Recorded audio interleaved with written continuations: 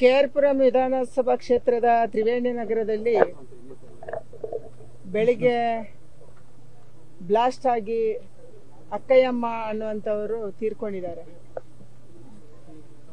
ಮನೆ ಪೂರ್ತಿ ಡ್ಯಾಮೇಜ್ ಆಗಿದೆ. ಅಕ್ಕಪಕ್ಕದ ಮನೆಗಳಿಗೆ ಕೂಡ ತೊಂದರೆ ಆಗಿದೆ. ಪಕ್ಕದ ಮನೆಯವರು ಕೂಡ ಇವತ್ತು ಆಸ್ಪತ್ರೆಗೆ ಅಡ್ಮಿಟ್ ಆಗಿದ್ದಾರೆ. ಅವರಿಗೂ ಸಮಸ್ಯೆ ಆಗಿದೆ. ಇಷ್ಟೊಂದು ದೊಡ್ಡ ಮನೆಗಳಲ್ಲಿ ಬಹಳ ಎತ್ತರದ ತನಕ ಗಾಜುಗಳು ಒಡೆದಿದ್ದಾವೆ. ಇಲ್ಲಿ ಪೊಲೀಸ್ ಅಧಿಕಾರಿಗಳು ಬಂದಿದ್ದಾರೆ, ಜನ ಬಂದಿದ್ದಾರೆ, ಫೈರ್ ಬ್ರಿಗೇಡ್ ಅವರು ಬಂದಿದ್ದಾರೆ. ನಾನು ಆಗ್ರಹ ಮಾಡೋದು ಒಂದೇ, ಇದು ಹೇಗೆ ಬ್ಲಾಸ್ಟ್ ಆಯಿತು, ಕಾರಣ ಏನು? ಇಷ್ಟೊಂದು ದೊಡ್ಡ ಪ್ರಮಾಣದಲ್ಲಿ ಅಕ್ಕಪಕ್ಕದ ಮನೆಗಳಿಗೆ ಎಫೆಕ್ಟ್ ಆಗೋದಕ್ಕೆ ಕೇವಲ ಗ್ಯಾಸಿಂದ ಸಾಧ್ಯನಾ? ಇದೆಲ್ಲವನ್ನು ಕೂಡ ಸಮಗ್ರವಾದಂಥ ಒಂದು ತನಿಖೆ ಮಾಡಬೇಕು. ಫಾರೆನ್ಸಿಕ್ ರಿಪೋರ್ಟು ಅತ್ಯಂತ ಪ್ರಾಮಾಣಿಕವಾಗಿ ಬರಬೇಕು.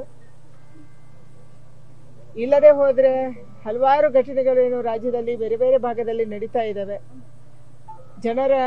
ಜನ ಭಯಭೀತರಾಗ್ತಾರೆ. ಸತ್ಯ ಹೊರಬರಬೇಕು ಅನ್ನುವಂಥ ಆಗ್ರಹವನ್ನು ನಾನು ಮಾಡ್ತಾ ಇದ್ದೀನಿ.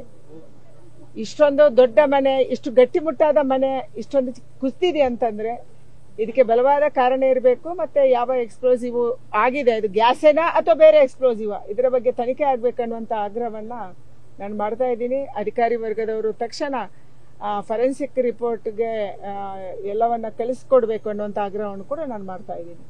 ಆಮೇಲೆ ಯಾರು ತೀರ್ಕೊಂಡಿದ್ದಾರೆ ಅವರಿಗೆ ಸರ್ಕಾರ ತಕ್ಷಣ ಪರಿಹಾರವನ್ನ ಕೊಡಬೇಕು.